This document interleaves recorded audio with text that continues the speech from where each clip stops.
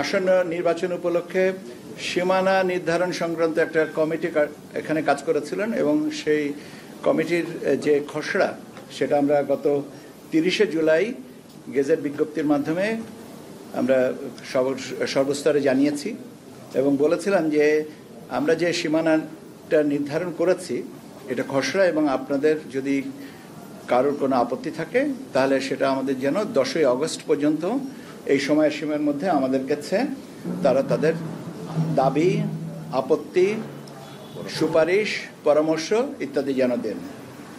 সেই অনুযায়ী আমরা গত 10ই আগস্ট পর্যন্ত 33টা জেলার 84টা আসন সম্পর্কিত 1185টা আপত্তি এবং 708টা পরামর্শ বা সুপারিশ পক্ষে পেয়েছি। সর্বমোট তাহলে আপত্তি এবং প্রাপ্ত আপত্তি এবং সুপারিশের সংখ্যা হচ্ছে 1893। 33টা জেলার 84টা আসন সম্পর্কিত। আমরা গত 24 তারিখ সকাল থেকে এই আসন ভিত্তিক যে আপত্তিগুলো দেওয়া হয়েছে সেটার উপরে আমরা শুনানির ব্যবস্থা করি এবং শুনানিতে আমরা আমাদের মাননীয় প্রধান নির্বাচন কমিশনার মহোদয় এবং অন্যান্য অপর 4 জন কমিশনার মহোদয় এবং আমরা সচিবালয়ের কর্মকর্তা কর্মচারীরা উপস্থিত ছিলাম। 24 তারিখ 24শে আগস্ট 6টা জেলার 18টা আসনের উপরে আমরা আলোচনা করেছি, তাদের মতামত শুনেছি। 25 আগস্ট 9টা জেলার উপরে 20টা আসন নিয়ে আমরা আলোচনা শুনেছি। 26 তারিখে আমরা শুনেছি 6টা জেলার 28টা আসন নিয়ে, আর আজ 27 তারিখ শুনেছি 12টা জেলার 18টা আসন নিয়ে। এখন এই যে মতামত যেটা পেয়েছি সেগুলো আমরা লিপিবদ্ধ করেছি এবং লিপিবদ্ধ করে এখন আমরা পর্যালোচনা করে যত সম্ভব শীঘ্রই আমরা চূড়ান্ত তালিকাটা প্রকাশ করব।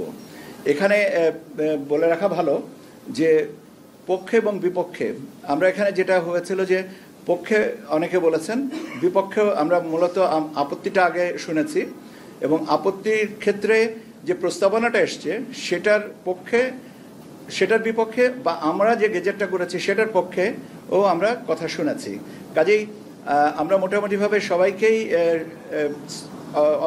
মানে অ্যাকোমোডেট করার চেষ্টা করেছি, কিন্তু সময়ের স্বল্পতা ছিল আর একই বিষয়ের উপরে একাধিক আবেদন ছিল এবং একই বিষয়ের উপরে যেন বারবার কেউ না বলেন সে অনুরোধটা আমরা সবার কাছে রেখেছিলাম এবং আমি সবচেয়ে মানে আন্তরিকতার সাথে কৃতজ্ঞতার সাথে সবাই বলতে চাই যে আমাদের এই অনুরোধটা যারা শুনানিতে এসেছিলেন তারা রক্ষা করেছেন।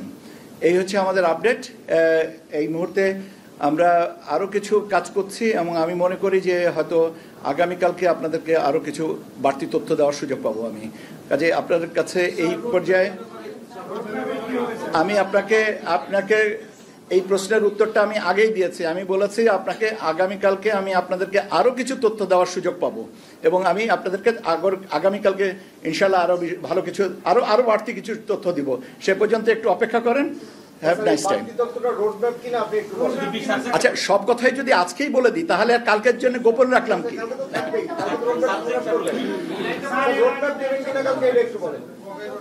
আমরা যে কর্মপরিকল্পনাটা করেছি সে কর্মপরিকল্পনাটা আপনাদেরকে জানাবো। আচ্ছা, আমি এটা আমারই অক্ষমতা, আমাকে স্বীকার করতে হবে, কেন একটু আমি ঢাকার বাইরে থাকার কারণে হয়তো একটু পিছিয়ে গেছি। তো এটা আমার করেছে, আমার সম্ভবত আমার টেবিলে এখন আছে। আগামীকালকে পর্যন্ত একটু অপেক্ষা করেন না, একটা দিনের জন্য খুব বেশি কি আটকাবে?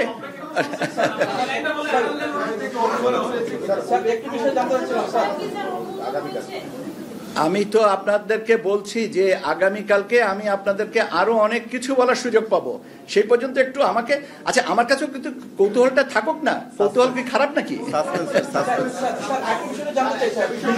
একসাথে সবাই না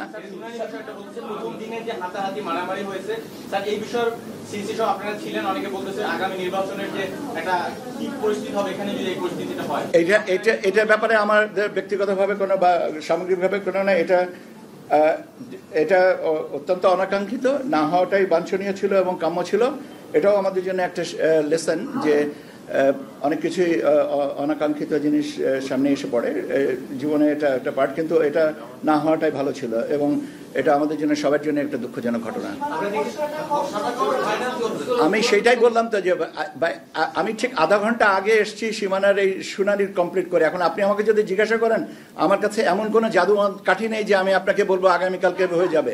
আমি আপনাদেরকে যথাসম্ভব শীঘ্রই এটাকে করবো, কেননা এটার সাথে অনেক কিছু সম্পর্কিত আছে, এই তাগিদটা আমরাও বুঝি। ঠিক আছে, আসনের পক্ষে বিপক্ষে শুনানি হয়েছে, আপনারা যেটি চূড়ান্ত করতে যাচ্ছেন সেটি কি এই 84টা আসনের ভিতরে সীমাবদ্ধ থাকবে নাকি 84 আসনের বাইরে অন্য কোনো আসনের চেঞ্জ হবে? আমাদের প্রধানত 84টাই, কারণ এই 84টাই তো নিয়ে আপত্তি, যেখানে আপত্তি নাই সেখানে আমরা কেন হাত দিব?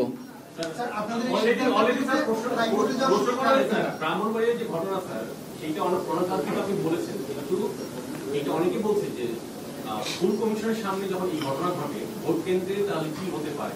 এক, দ্বিতীয়ত হচ্ছে স্যার, এই ঘটনার পর কারো বিরুদ্ধে স্যার আপনাদের ব্যবস্থা নিতে দেখলাম না, কেন?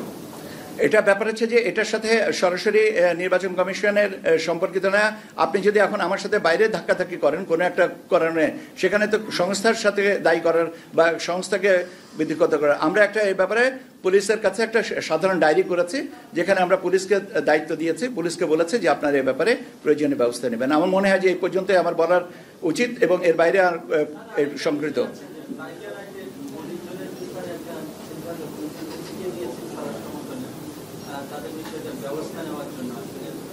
আমরা কোনো কাউকে, আমি এরকম একটা আমার কানে খবর এসছে যে আমরা নাকি কাউকে পাসপোর্ট জব্দ করার কথা বলেছি। আসলে পাসপোর্ট জব্দ করার এখতিয়ার আমাদের নাই এবং আমরা এটা করিনি।